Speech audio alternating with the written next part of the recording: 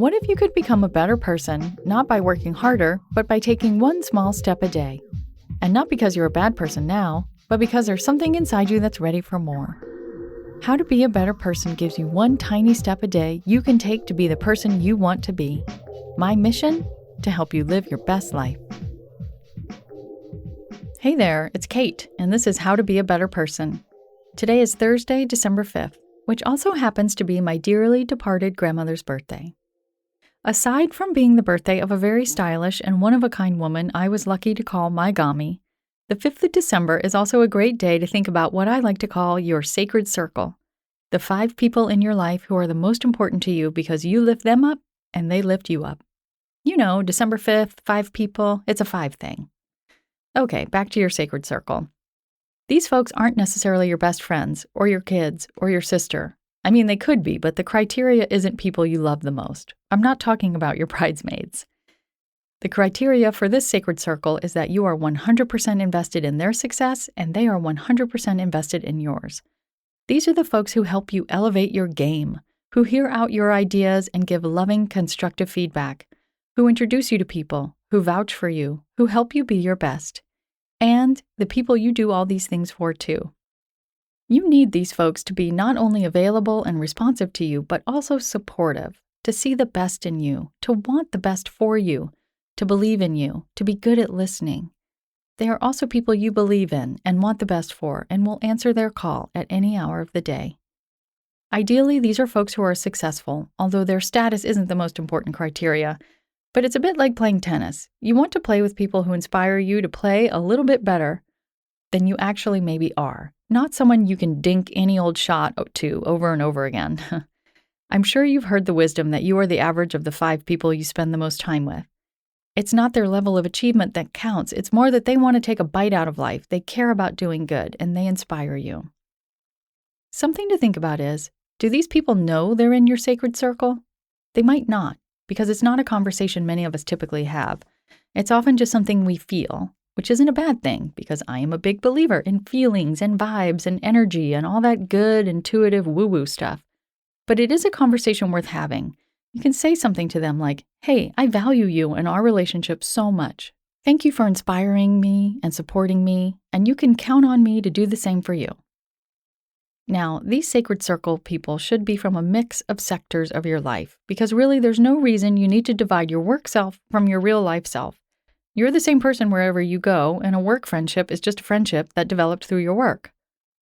I really, really hope your partner is on this list, because partners should absolutely want each other to succeed. Other people who would be a good fit are a mentor, whether formal or otherwise, your bestie who gets the value that you bring to the world and vice versa, or friends you met through work or business. The players can change. You're not committing to having the same group of 5 for the rest of your life. It's for now and the foreseeable future. Someone new may come into your life and someone else may drift away, and that's okay. But you want to know who these 5 are at any given time so that you can make sure that you have enough support. Also, so you can communicate to them about how much they mean to you. And so, if there aren't 5 people you can think of who fill this role, you can keep your eye out for someone who can. As you grow and change, it's okay for your sacred circle to grow and change too. It's also completely possible to love someone who would never ever be allowed in your sacred circle, a parent or a friend who is threatened by your success, for example. No. You can love them for who they are and find meaningful ways to stay connected, but you don't need to share your big ideas with them or go to them when you're feeling down and need a lift, because they are likely to say something or even just give you a look that will make you doubt yourself. And that's not in the job description of a sacred circle member.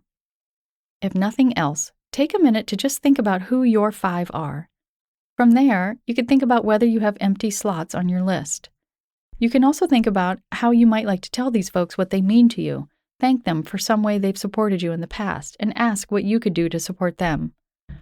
Also, I know we're all pressed for time and sometimes our relationships can take a back seat to work and family obligations.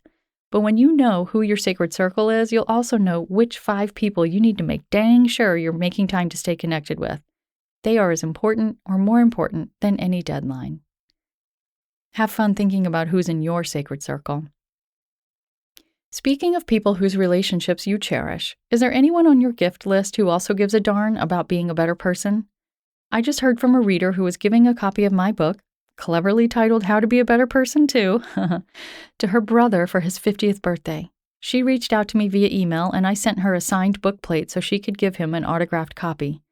If you have someone you'd like to give a signed copy to, use the Contact Kate button at beabetterpersonpodcast.com and tell me their name and your mailing address, and I'll get one into the mail to you right away.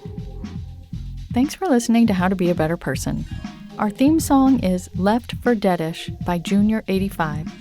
The podcast is mixed by Sound Advice Strategies. If you liked what you heard in this episode, share it with someone you think would like it too. Your voice matters. Also, How to Be a Better Person has an official newsletter that sends the past 7 episodes, a sneak peek of the week ahead, and one well-chosen meme to your inbox every Saturday morning. Sign up at beabetterpersonpodcast.com and click on Get Podcast News. I also love to hear from listeners. I love it.